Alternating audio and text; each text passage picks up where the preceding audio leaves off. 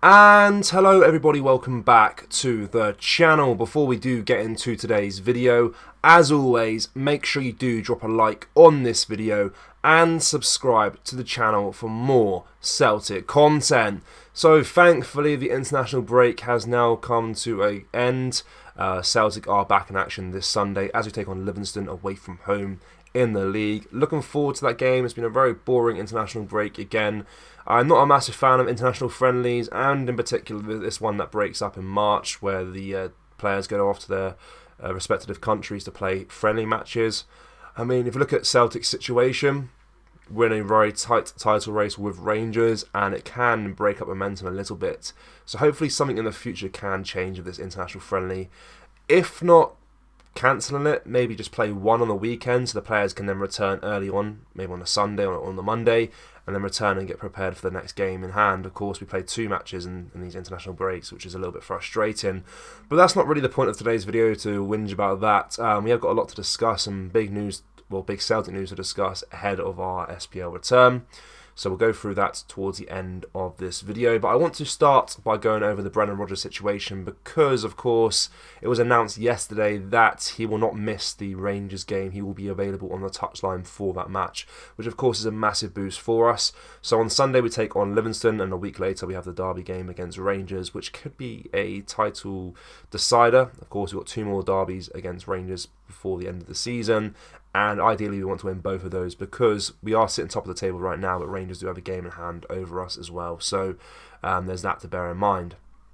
But let's read this whole statement because Rodgers has spoken out about this punishment that he has received as well and given some insight on his thoughts behind the punishment and his actual thoughts and when he did the post-match rant as well initially. So Celtic boss Brendan Rodgers insists he has no regrets over his post-match rant against Hearts that landed him in hot water with the SFA.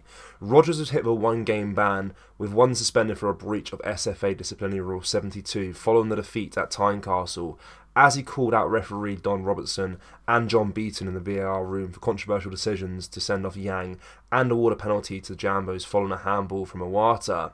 He will not be in the dugout for the Sunday showdown with Livingston, but is clear to return to the touchline for the showdown with Rangers.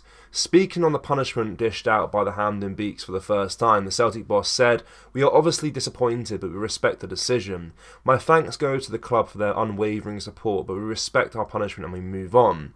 Asked if he had any regrets over his comments by Sky Sports, Rodgers stood by his previous comments, having previously declared he did not regret his post-match slapdown. He said, "No, I think there was just a misunderstanding of the interpretation, really. In my time here, I've always been talking about improving standards, whether that is with VAR or whether that is with the pitches we play on. My whole drive is to improve the standards, and I just thought on that occasion it just wasn't understood." So it's cool to see Rodgers standing firm on his thoughts. I think someone has to speak out on the poor decisions being made, especially when it comes to VAR as well. Not great whatsoever. That game was a laughingstock, really, of terrible, terrible decisions.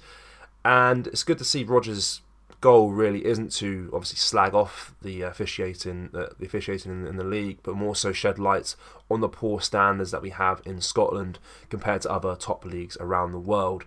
So it's cool to see him kind of stay firm to his beliefs and obviously to his initial thoughts after the match, when many thought he was just speaking out of anger, but he obviously was speaking from the heart, and that's what he wanted to say, and he still stands by those comments now.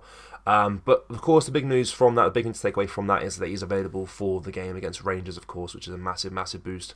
His presence on the touchline will be very much welcomed by the Celtic fans at home. Of course, there'll be no fans in the stadium at Ibrox for that game, but his presence will be very much welcomed for sure. So let's discuss the actual derby games as well, the old firm, if you will, for next season, because Celtic and Rangers have agreed to let away fans return to old firm matches in the Scottish Premiership from next season. The final 2 league meetings between the clubs last season and the first 2 top flight encounters this campaign were both played without visiting fans. Supporter safety concerns were outlined as part of the reasoning, and that lockout will be in place for the rest of this season. However, following talks between the clubs SPFL and the police. The league's governing body has confirmed there will be a 5% away allocation in place from 2024-25, subject to all necessary requirements being satisfied at both Ibrox and Celtic Park. That will mean around 3,000 Rangers fans will be able to attend matches at Parkhead, while around 2,500 Celtic fans will be at Ibrox. Celtic manager Brendan Rodgers said, "It's huge and it's something this club has been championing for a number of years. Given the iconic nature of the fixture, it deserves for both sets of supporters to be in. There are two sets of people who have missed out, the players in terms of the game and the atmosphere that's created, and then very importantly the supporters because they are what makes the fixtures. It's absolutely brilliant news, and it's great for the game and Scottish football as a whole that we can produce a game that has that passion, and with both sets of supporters there, we'll look forward to that when it comes." And then Rangers manager Philippe Clement said, "I think everyone loves football with two sides of fans who sing against each other or sing towards each other and have this atmosphere. Nobody enjoyed the COVID period when there were no fans. That was really difficult, and for me it was really strange to play in Celtic Park without our supporters. It was the first time for me. It was a strange experience. I think every player and every manager wants both sides in the stadium. Football is about that. It's about entertainment and entertainment for two teams. It's a very positive thing for me." So following these two statements from both sets of managers, the actual statement from the SPFL was released, and it said, "Following engagement with both clubs, the SPFL is pleased to confirm that Rangers FC and Celtic FC will provide ticket allocations of around 5% for away supporters for the SPFL matches between the two clubs. This will be effective from the Scottish Premiership season for 2024-25, subject to all necessary requirements being satisfied at both Ibrox and Celtic Park. It does not affect the remaining two league matches between the clubs in the season 2023-24, which will remain with zero allocation for away supporters." So of course it's not going to be an instant impact thing.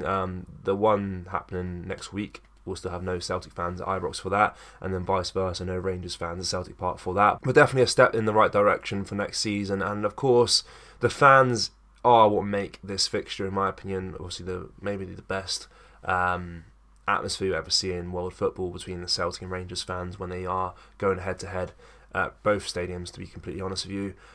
So 5% is obviously a good starting point. Hopefully maybe that can be increased in years to come.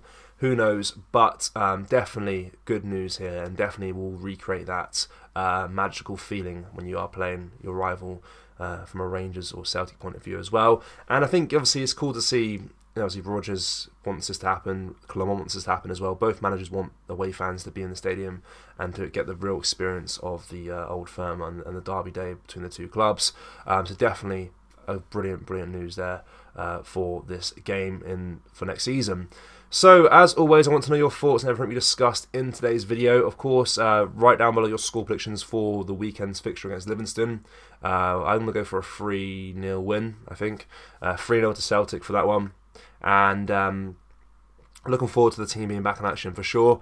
And as always, make sure you do drop a like on this video and subscribe to the channel for more Celtic content. Thank you. Take care. Bye-bye.